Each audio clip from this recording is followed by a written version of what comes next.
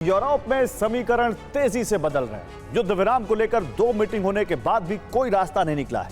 अब पुतिन ने ट्रंप और ज़ेलेंस्की दोनों को मॉस्को आने का न्योता भेजा है, जिस पर ट्रंप कुछ नहीं बोले, जबकि ज़ेलेंस्की ने इनकार कर दिया है।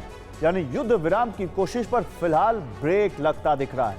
इस बीच रूस ने यूक्रेन पर हमले बढ़ा दिए हैं, जो सीधा संकेत है यूरोप में विनाश का नया दौर आरंभ हो चुका है। पहला प्रहार, दूसरा प्रहार,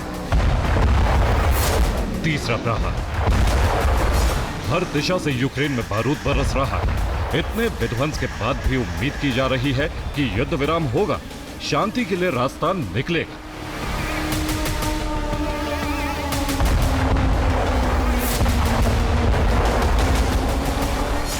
दो हाई प्रोफाइल वार्ता युद्ध विराम को लेकर हो चुकी, अलास्का और वॉशिंगटन। लेकिन मुलाकात में चर्चा हुई, लेकिन कोई फैसला नहीं हो पाया।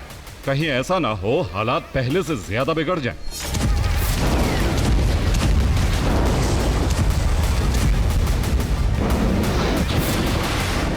क्योंकि अगली मीटिंग कहां होगी इस बारे में कोई जानकारी नहीं।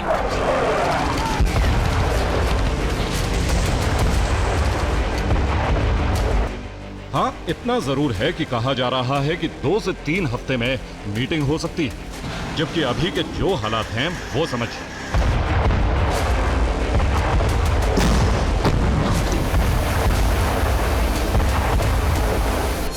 पुतिन ने ट्रंप को मॉस्को आने का न्योता भेजा, लेकिन ट्रंप ने कोई जवाब नहीं दिया।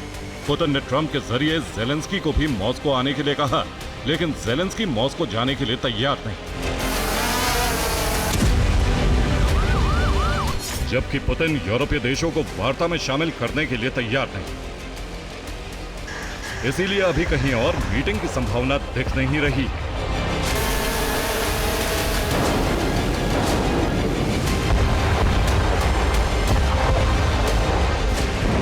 आईसीसी और यूरोपीय देशों ने पुतिन पर प्रतिबंध लगाए हुए हैं।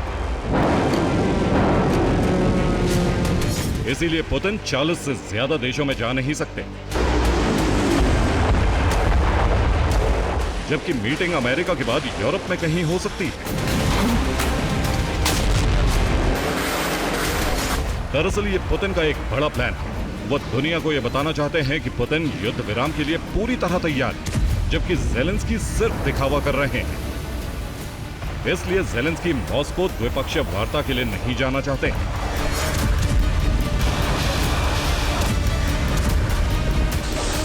ज़ेलेंस्की पहले भी पुतिन के युद्ध विराम फॉर्मूले को खारिज कर चुके हैं।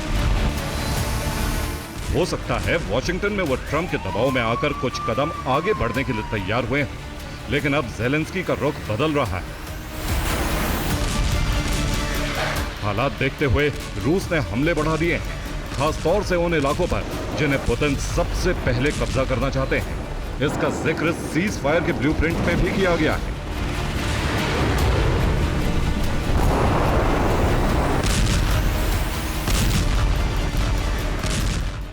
तो जिन इलाकों का रूस में विलय कराने की शर्त पुतिन ने रखी है, उन इलाकों में हमले बढ़ा दिए गए। यानी रूस जल्द से जल्द संपूर्ण कब्जा करना चाहता है। अभी डोनेट्स्क के 88% हिस्से पर कब्जा है। इस जगह 85% रशियन बोलने वाले लोग रहते हैं। लुहांस्क के 75% इलाके पर रूस का कब्जा हो चुका है, जहां 80% रूसी भाषा बोलने वाले लोग रहते हैं। इसी तरह ज़पोरिजिया की 74% जमीन पर नियंत्रण है। यहाँ 56% रशियन बोलने वाले लोग हैं। इससे आगे खरसोन के 71% हिस्से पर रूस का कंट्रोल है। यहाँ 48% वो लोग हैं जो रूस की भाषा बोलते हैं। सूमी के 68% इलाके पर रूस का नियंत्रण है। यहाँ भी 38% रशियन बोलने वालों की जनसंख्या है।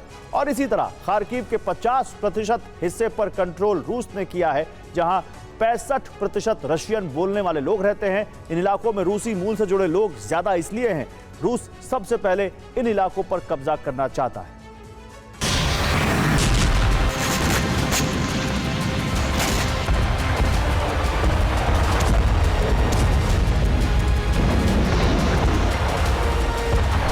ज़ेलेंस्की ने सिर्फ ट्रंप से मुलाकात की, पुतिन की एक भी शर्त नहीं मानी। जबकि यूरोपीय देश सुरक्षा की गारंटी मांग रहे हैं।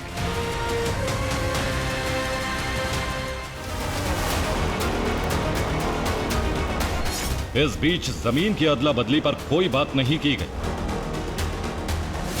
जबकि वार्ता में सबसे बड़ा मुद्दा यही था।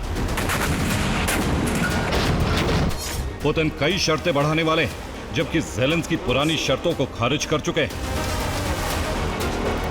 इस बीच यूरोपीय देश पूरी तरह से यूक्रेन के समर्थन में।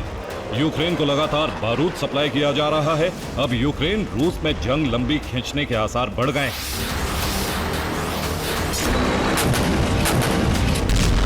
जबकि ट्रंप चाहते हैं कि वार्ता का अगला चरण जल्द से जल्द हो। अगर एक बार हालात बदल गए तो पुतिन को दोबारा बातचीत के लिए तैयार करना बेहद मुश्किल होगा, और जितनी देरी होगी रूस उतने ज्यादा हमले करके यूक्रेन को बड़ा नुकसान पहुंचाता रहेगा। और अब सवाल उठ रहा है कि क्या पुतिन पर लगाए प्रतिबंध हटाएंगे ट्रंप, जिससे पुतिन वार्ता के लिए किसी यूरोपीय देश में जा सके। इसी बीच समझिए कि पुतिन पर कौन से प्रतिबंध लगे हुए हैं। पहला है वित्तीय लेन देन पर रोक। 40 से ज्यादा देशों में बैंक खाते और संपत्ति उनकी फ्रीज कर दी गई थी। पुतिन की यात्रा को 40 देशों ने बैन किया हुआ है, जिसमें अधिकतर देश यूरोपियन यूनियन और नेटो में हैं, नेटो के सदस्य हैं। उधर आईसीसी ने, इंटरनेशनल क्रिमिनल कोर्ट ने पुतिन को रूस यूक्रेन युद्ध का दोषी माना है और इसके लिए भी वारंट जारी किया गया था। साथ ही सैन्य और रक्षा प्रतिबंध भी लगाए गए, यानी सैन्य तकनीक ट्रांसफर पर बैन लगाया गया है और साथ ही किसी भी तरह का हथियार सौदा नहीं हो सकता है। राजनीतिक और कूटनीतिक प्रतिबंध लगाकर कई संगठनों से नाम हटाया गया था। साथ ही पुतिन के करीबियों पर कई तरह के प्रतिबंध लगाए जा चुके हैं। इन्हीं प्रतिबंधों को हटाने के लिए ट्रंप ने कहा था, लेकिन युद्ध विराम होने की शर्तें लगाई गई थी।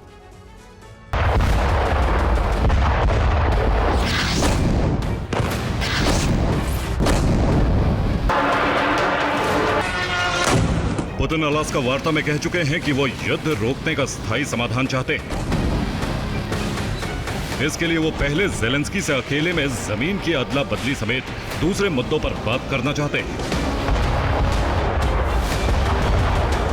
उसके बाद ट्रंप की एंट्री से युद्ध विराम पर फाइनल मोहर लगाई जाएगी।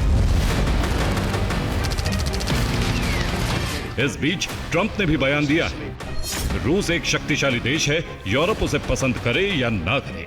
रूस की सैन्य शक्ति काफी मजबूत है। आप रूस को चैलेंज नहीं कर सके, जबकि वो आपसे 10 गुना ताकतवर है। ट्रंप का सीधा इशारा यूक्रेन की तरफ। अगर युद्ध लंबा खिंचा तो यूक्रेन को बड़ा नुकसान उठाना पड़ सकता है।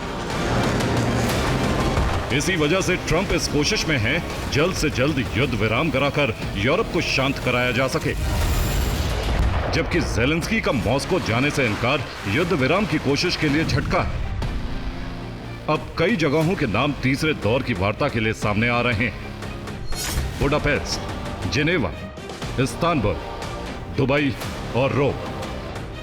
अगर इन जगहों पर वार्ता नहीं हो पाई तो यूरोप में समीकरण बदल सकते हैं, जिसमें रूस फिर से यूक्रेन को तबाह करने के लिए हमले करेगा और फिर सिर्फ 6 इलाके नहीं बल्कि पूरे यूक्रेन को कब्रिस्तान बना देगा। Bureau report, TV9 Bharatvarsh.